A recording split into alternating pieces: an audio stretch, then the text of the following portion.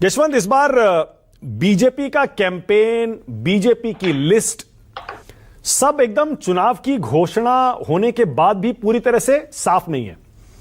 कुछ बीजेपी के नेता यह कहते हैं कि वो दिल्ली के चुनाव को T20 मैच बनाकर खेलना चाहते हैं क्योंकि टेस्ट मैच शायद उनको सूट नहीं करता है। आपको यह स्ट्रैटेजी बीजेपी की दिल्ली में इस बार कैसे नजर आती है?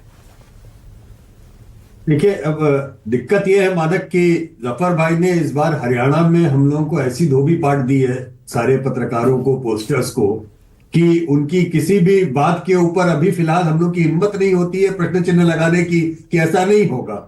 अभी जफर भाई बोल रहे हैं आज की तारीख में कि हम केरल में भी सरकार बनाएंगे, इस बार तो हम मान लेंगे, फिलहाल स्थिति ये हो रखी है। तो इसलिए बीजेपी की स्ट्रैटेजी के ऊपर तो क्या बात की जाए, मतलब स्ट्रैटेजी बीजेपी की कई बार ऐसी जगहों पे और ज्यादा बेहतर काम करती है जहां पर सामने वाले की स्थिति स्वयं खराब हो जाए या सामने वाला आत्मघाती दस्ते की तरह बिहेव करे। मसलन जैसा कि अतुल जी की पार्टी ने किया हरियाणा में, या फॉर दैट मैटर काफी हद तक उनके गठबंधन ने किया महाराष्ट्र में भी, तो वो एक अलग विषय है। लेकिन इतना जरूर कहूंगा कि ये लड़ाई जब वैक्यूम से होती है या कांग्रेस से होती है तो बीजेपी को बहुत जबरदस्त फायदा होता है। लेकिन जब लड़ाई किसी एक नामी गिरामी चेहरे से या नामी गिरामी प्रतिष्ठित लीडर से होती है तो उन जगहों पर बीजेपी को तकलीफ होती रही है। ये बात हमने दिल्ली के पिछले 2 चुनावों में देखी। दिल्ली में ही नहीं, हमने बाकी सभी राज्यों में, चाहे वो ममता बनर्जी हो, चाहे हेमंत सोरेन हो, या आप किसी स्टाइल या किसी भी अन्य राज्य में जहां जहां विपक्ष ने अच्छी खासी सफलता हासिल की, वहां पे उनकी सफलता का एक बहुत बड़ा दायरा उनके लीडरशिप का रहा जो केंद्रीय में। उसमें केवल एकमात्र अपवाद शायद हिमाचल प्रदेश का था। एकमात्र, मैं इसलिए कह रहा हूं क्योंकि हिमाचल प्रदेश में कांग्रेस ने कोई चेहरा नहीं दिया था। कर्नाटक की भी कांग्रेस की जीत सिद्धारमैया की पॉपुलैरिटी के ऊपर खड़ी हुई थी। तो एक ये स्थिति बीजेपी के लिए कठिन होती है जब सामने वैक्यूम ना हो और बीजेपी के पास में स्वयं का वैक्यूम हो। तो एक कन्वेंशनल विजडम के नाते ये ऐसा लगता है कि आम आदमी पार्टी की स्थिति कितनी भी खराब दिखे, लेकिन ट्रैकर्स में भी लगातार ये बात हम लोग को दिख रही है, हम पहले भी बात कर चुके हैं कि फिलहाल अरविंद केजरीवाल दिल्ली के अंदर काफी ज्यादा पॉपुलर लीडर है और उनके सामने कोई पॉपुलैरिटी में दूसरा नेता दिल्ली में कद्दावर खड़ा नहीं हुआ है। ये बात मैं अभी भी इस बात को कहूंगा कि मानक, आपसे हमने पहले इस बारे में चर्चा की थी कि अतुल जी की पार्टी की समस्या यह है कि शीला जी की मृत्यु के कारण उनके पास में इतना बड़ा वैक्यूम हो गया जो वो कोई खड़ा ही नहीं। और आज भी मैं ऑन रिकॉर्ड कहना चाहता हूं कि जब हम लोगों से पूछते हैं कि अभी तक का सर्वश्रेष्ठ मुख्यमंत्री दिल्ली में कौन हुआ है, तो लोग अरविंद केजरीवाल का नहीं, शीला दीक्षित का नाम लेते हैं। ये एक अलग तरीके की विडंबना है कि वो कांग्रेस जिसने 3 इलेक्शन लगातार शीला दीक्षित के कंधे पे जीते और शीला दीक्षित के नहीं होने का उनको जितना बड़ा नुकसान हो रहा है वो शायद अभी भी उसको पूरा नहीं कर पा रहे हैं। और 6 महीने पहले जो लड़ाई उन्होंने आपके साथ में मिलकर लड़ी, 6 महीने बाद में उससे अलग हो जाना शायद वो बहुत अच्छा संकेत, पता नहीं, अभी मैं नहीं कह सकता कांग्रेस के लिए हो ना हो, लेकिन भाजपा और आपकी सीधी लड़ाई है, इसमें मुझे कोई संदेह नहीं है कहने में। और शीला जी के कैलिबर का लीडर कोई उनके पास में नहीं होने के कारण या शीला जी की एब्सेंस का जो नुकसान कांग्रेस को हो रहा है वो हो रहा है, इसमें भी कोई दो राय नहीं होनी चाहिए। ओके, पर यशवंत, ये तो मानना पड़ेगा कि ये मुकाबला पिछले 2 चुनाव की तरह इस बार भी मोदी वर्सेस केजरीवाल ही होगा। कांग्रेस के पास चेहरा है नहीं, वो देते नहीं, वो अलग बात है, लेकिन मोदी वर्सेस केजरीवाल अगर लड़ाई एक बार फिर से होती है, आपको क्या क्या समझ में आता है? मतलब ये इस लड़ाई में क्रेडिबिलिटी दांव पर होगी दोनों नेताओं की।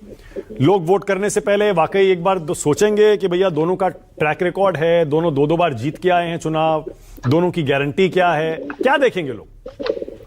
मेरे ख्याल से दिल्ली के वोटर, एक बड़ी विचित्र स्थिति है। एक हम लोग सवाल पूछते हैं ट्रैकर में कि आप वोट देने का मन कब बना लेते हैं, तो पहली बात तो बड़ी इंटरेस्टिंग उसमें लगती है कि ऑलमोस्ट 90% दिल्ली की जनता बहुत क्लियर होती है शुरू से कि उन्हें किसे वोट देना है। वो जो बाकी राज्यों में जैसे आता है ना कि 30% 35% तक लोग कहते हैं यार समझ में नहीं आ रहा है, दिल्ली में ऐसा नहीं है। और उसका कारण यह है कि स्प्लिट वोट में दिल्ली की बहुत बड़ी आबादी बहुत क्लियर है कि उसको केंद्र में मोदी चाहिए तो दिल्ली में केजरीवाल चाहिए। ये जो स्प्लिट है ये पिछले 10 सालों में हमने 5 चुनावों में देख लिया, 3 लोकसभा और 2 विधानसभा, 5 चुनावों में इतना बड़ा पेंडुलम माना खिलता है, इधर से उधर से इधर, जो कि स्प्लिट वोट का इससे ज्यादा बड़ा कोई उदाहरण नहीं हो सकता। और उस पेंडुलम का फायदा लोकसभा चुनाव में कांग्रेस को भी मिला। शीला जी ने 2 चुनावों में, दरअसल आप ध्यान दीजिए, 14 और 19 में कांग्रेस को नंबर 2 की पार्टी दिल्ली में बना दिया था शीला दीक्षित जी ने लोकसभा चुनाव में। लेकिन विधानसभा चुनाव में बीजेपी के खिलाफ या मोदी के खिलाफ सीधे तौर पे, अगर केजरीवाल को उन्होंने मुख्यमंत्री के तौर पर छाटा तो छाटा, और मोदी को प्रधानमंत्री देखना चाहते हैं तो 7-0 3 बार दे दिया है। तो ये बहुत क्लैरिटी है, लोगों में कोई असमंजस नहीं है, इस तरीके के स्प्लिट को लेकर के क्लैरिटी बहुत ज्यादा है। Okay. अब इसमें केवल एक बात जो अटकती है, वो विजय भाई साहब ज्यादा बेहतर बता पाएंगे, क्योंकि सैयद जी ने भले ही हम लोगों को हरियाणा पे बोला था, और अभी भी मैं मानता हूं कि वो बहुत बहुत अच्छे मित्र हैं, लेकिन उनको भी इस बात की कल्पना दरअसल नहीं थी कि हरियाणा वो इस तरह से उलटफेर करके जीतेंगे। या फॉर दैट मैटर महाराष्ट्र में भी एक जीत मिलेगी, टर्न अराउंड हुआ, ये तो हम लोग ने समझा, लेकिन 200 के ऊपर पहुंच जाएंगे, ये शायद बीजेपी के भी अच्छे से अच्छे प्रवक्ताओं के दिमाग में ये बात नहीं आई थी। तो ये जो संघ वाला हिस्सा है, कैडर वाला हिस्सा है, तो ये संघ वाला हिस्से में या कैडर वाले हिस्से में हार के मुंह से जीत खींचना, ये जो हिस्सा दरअसल जफर भाई को बिल्कुल आराम से मिल जाता है, ये शायद जैस्मिन भाई के लिए संकट का सबब बनेगा, वो इसको हल्के में नहीं लेंगे। मेरा मानना यह है कि वो जिस तरीके से अभी हरियाणा और महाराष्ट्र देख चुके हैं, आम आदमी पार्टी भी कोई किसी भी तरीके का कोई रिस्क नहीं लेगी, उनको भी क्लैरिटी होगी कि उनकी लड़ाई किससे हो रही। ओके, बड़ा इंटरेस्टिंग एंगल दिया है यशवंत ने। विजय जी आप ही बताइए, ये बात सही है? 10 सेकंड ये बात अच्छा, बोलिए जफर भाई, एक कमेंट करना चाह रहे हैं। हाँ बोलिए जफर भाई, बोलिए। 10 सेकंड हाँ बोलिए। खाली एक बस सिर्फ छोटा सा कमेंट करा। देखिए, मैं हरियाणा के बारे में भी हमारी आपसे चर्चा हुई थी, महाराष्ट्र के इसी चैनल पे मानक साहब हमारे मतलब उनके सामने इसी के चैनल पे हमने कहा था डबल सेंचुरी, मेरे पास ट्वीट भी उस दिन का, डबल सेंचुरी हमने कहा था, century by BJP, half century by Shiv Sena, quarter century by NCP and double century by Mahayuti. ये मेरा वर्ड था और वो सच हुआ था। यहां भी कह रहा हूं आपके चैनल पे मानक भाई, अब तक सब बार जितना बार कहा सही है, इस बार भारतीय जनता पार्टी यहां सफल होगी सरकार बनाने में। और जिन्होंने पाठशाला को मधुशाला बनाने का वादा करके मधुशाला बनाया, उनको जनता जो है शीश महल से निकाल के, अच्छा, हाफ सेंचुरी दिल्ली में, हाफ सेंचुरी जफर भाई? दिल्ली में अभी नंबर हम नहीं बताएंगे, थोड़ा दिन बाद बताएंगे।